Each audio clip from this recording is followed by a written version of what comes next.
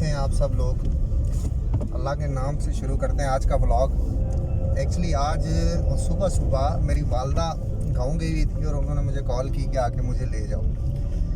तो अभी मैं अपने शहर से अपने गांव की तरफ गामजन हूँ। आप देख सकते हैं दाएं बाएं आपको व्यू अगर नज़र आ रहा हो तो ग्रीनरी है, मौसम बड़ा अच्छा है आज का। और खैर करने को कुछ ख़ास बातें नहीं थी। वैसे आजकल का हॉट टॉपिक जो आप लोगों को पता है, आजकल का हॉट टॉपिक है कोरोना वायरस कोविड-19। तो सारे लोग क्वारंटाइन में, मैं भी उन लोगों में से हूँ जो क्वारंटाइन में। और क्वारंटाइन और या आइसोलेशन का टाइम मुश्किल है। आज जाके ये चीज़ एहसास होती है इंसान को कि सेल्फ डिस्टेंसिंग कितना मुश्किल काम है, सोशल डिस्टेंसिंग सॉरी। आप अपने दोस्तों यारों से, अपने अजीज़ों अकारब से दूर हैं, मतलब कितना मुश्किल काम है। कभी कभी आप एक दूसरे की खुशी गमी का हिस्सा बनते थे, अब जबकि खुशी गमी का हिस्सा बनना वो एक ख़तरनाक बात साबित हो रही है। तो मेरे अपने सारे व्यूवर्स के साथ से यही गुजारिश है कि वो कोशिश करें कि फासला रखें, हिफाजती इक़दामात करें। ज़्यादा बिला ज़रूरत बाहर घूमने फिरने की ज़रूरत नहीं है। सैनिटाइज़र्स का या एंटी बैक्टीरियल और एंटी सेप्टिक्स जो प्रोडक्ट्स हैं इनका यूज़ करें। अपने हाथों को साफ़ रखें। ये मैसेजेस तो आप आजकल हर फ़ोन कॉल के ऊपर लगा होता है। ये तो आप सुन के बोर हो चुके होंगे कि आपने हाथ साफ़ करें, कोरोना वायरस ख़तरनाक नहीं है, जानलेवा नहीं है, लेकिन ये ख़तरनाक साबित हो सकता है डेफिनेटली। तो खैर कोरोना के ऊपर तो बहुत बात हो गई।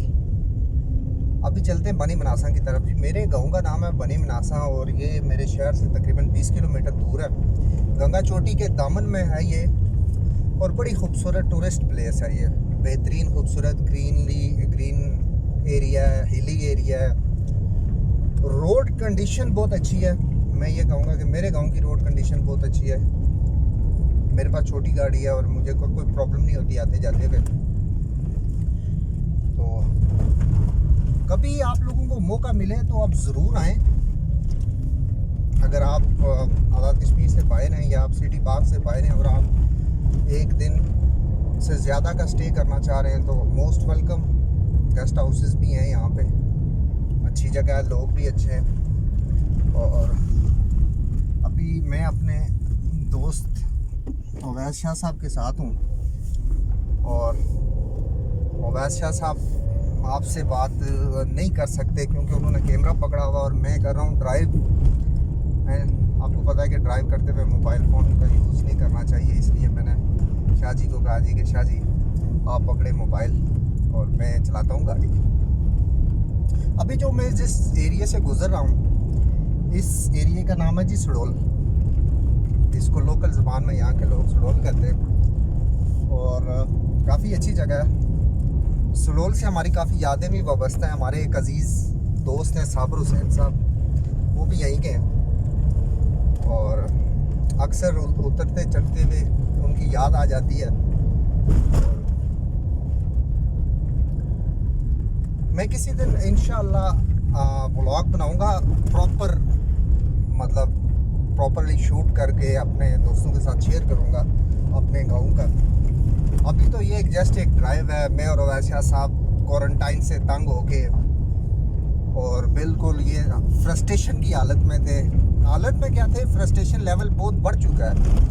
तो लेकिन दूसरी तरफ देखें, अगर इसको बंदा पॉजिटिवली सोचे तो मेरे ख़्याल से ये अल्लाह मियाँ की तरफ से इंसान को एक ही अल्टीमेटम है कि भाई अभी तौबा के दरवाजे बंद नहीं हुए। आल्दो कि उन्होंने अपनी नाराज़गी बड़ी शिद्दत के साथ जाहिर की है।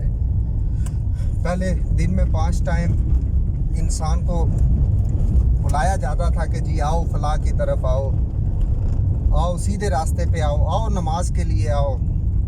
लेकिन अब हमारी बदबख्ती देखें कि अगर अब हम जाना चाह रहे हैं लेकिन अल्लाह ने अपने घर के दरवाजे हमारे लिए बंद करवा दिए हैं। अब आप मस्जिद में जाना चाह रहे हैं लेकिन जा नहीं पा रहे। अब अगर आप बैतुल्ला या क्या कहते हैं उसे उम्रा करना चाह रहे हैं वो भी आपके लिए मुश्किल है। तो ये हम लोगों को ना ये चीज़ सोचनी चाहिए, इसके ऊपर ध्यान देना चाहिए, इसके ऊपर जोर देना चाहिए, भाई सोचना चाहिए कि आखिर यार ये सब कुछ क्यों हो रहा है। ठीक है बीमारी है, अभी कुछ लोग कहते हैं जी कि ये तीसरी आलमी जंग है, कुछ लोग कहते हैं जी कि ये फलान है जी, ऐसा हुआ वैसा हुआ। देखें कोरोना जैसे भी हुआ उसके पीछे पस मंज़र जो भी था, लेकिन जो मेरा अपना ज़ाती ख्याल है, मुझे लगता है कि अल्लाह मियाँ ने सो मोटो एक्शन ले लिया हमारे गुनाहों के ख़िलाफ़ या दुनिया में होने वाले मज़ालिम के ख़िलाफ़, जिसके ऊपर हम चुप थे और चुप होके घरों में बैठे हुए थे। तो हम क्यों हमारे ऊपर ये मसलत कर दिया गया कि भाई अब हम घरों में ही अच्छे लगते हैं। लाइक देखिए जब हम छोटे होते थे, खैर अभी भी हम छोटे ही हैं, लेकिन जब हम बहुत छोटे होते थे तो पढ़ा था कि ईमान के जो मुख्तलिफ जो है ना तकाजे हैं, तो सबसे मजबूत ईमान है कि अगर आप बुराई को देखो और उसको हाथ से रोको। ईमान का दूसरा जो दर्जा है वो है जी कि बुराई को देखो तो अगर तुम उसे हाथ से रोकने की ताकत नहीं रखते तो उसके खिलाफ बुरा कहो। और ईमान का जो तीसरा और सबसे कमज़ोर तबका है वो ये है दर्जा कि एटलीस्ट अगर कोई चीज़ बुरी लगती है तो उसे दिल में बुरा समझो।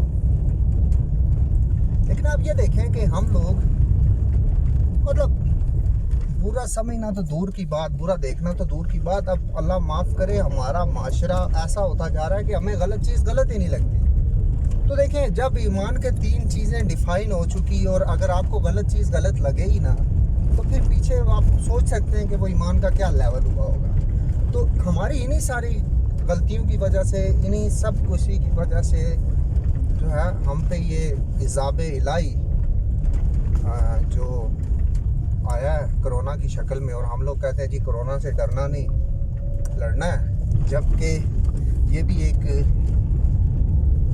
नेगेटिव बात है, कहनी नहीं चाहिए, क्योंकि ये अज़ाब इलाही है। हमारे क्या मजाल कि हम अल्लाह के अज़ाब से लड़ सकें।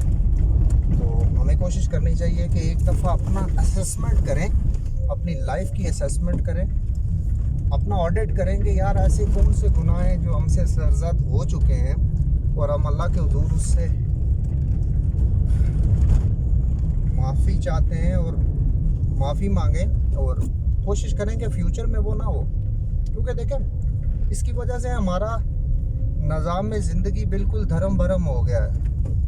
इंसान जो कल तक चांद के ऊपर जाने की बात कर रहा था, जो मरीख पे जाने की बात कर रहा था और जो कह रहा था कि मैंने समुंदर की तह के राज फाश कर दिए हैं, आज वो बेचारा इतना बेबस और इतना लाचार पाया जा रहा है सिर्फ एक ना नज़र आने वाली चीज़ की वजह से, एक ना नज़र आने वाले वायरस की वजह से। तो इंसान की ताकत या वो ये बिलियन ऑफ डॉलर्स और ये खरबों रुपए जिन रिसर्च के ऊपर और ये सब क्या हुआ है, ये सिर्फ मेरी नज़र के अंदर ये उस कुदरत का सिर्फ और सिर्फ हमारे लिए ये अल्टीमेटम है। और ये एक समझ लें कि ये अल्टीमेटम है हमारे लिए कि भाई तुम जो भी हो, जैसे भी हो, जो कर रहे हो या जो कर लो, जब मैं कुछ कहता हूँ हो जाता वो हो जाता है। और आज उसने हमें बिल्कुल बेबस कर दिया है। तो एहतियात ज़रूरी है, एहतियात अपनी जगह पे एहतियात ज़रूर रखें, लेकिन मेरा ये मानना है कि हमें सबसे पहले अल्लाह के हुजूर अपने गुनाहों की माफ़ी मांगनी चाहिए। और शायद जिन रिश्तों के साथ हम मुखलस नहीं थे या जिन रिश्तों के साथ हमारा रवैया वैसा नहीं था जैसा इंसानियत का और इस्लामी इक़्तिदार जो हमें सिखाते हैं कि हमें पड़ोसियों के साथ या हमारे रिश्तेदारों के साथ हमें कैसा होना चाहिए, शायद हम वैसे नहीं थे। तो अल्लाह मियाँ ने हमें इस चीज़ की ये सज़ा दी कि हमें उन्हीं रिश्तेदारों से, उन्हीं पड़ोसियों से, उन्हीं दोस्तों से दूर कर दिया। तो ये सब हमारे लिए, ये हमारे लिए एक तौबा का मकाम है। तो थैंक यू सो मच, अपनी दुआओं में याद रखिएगा।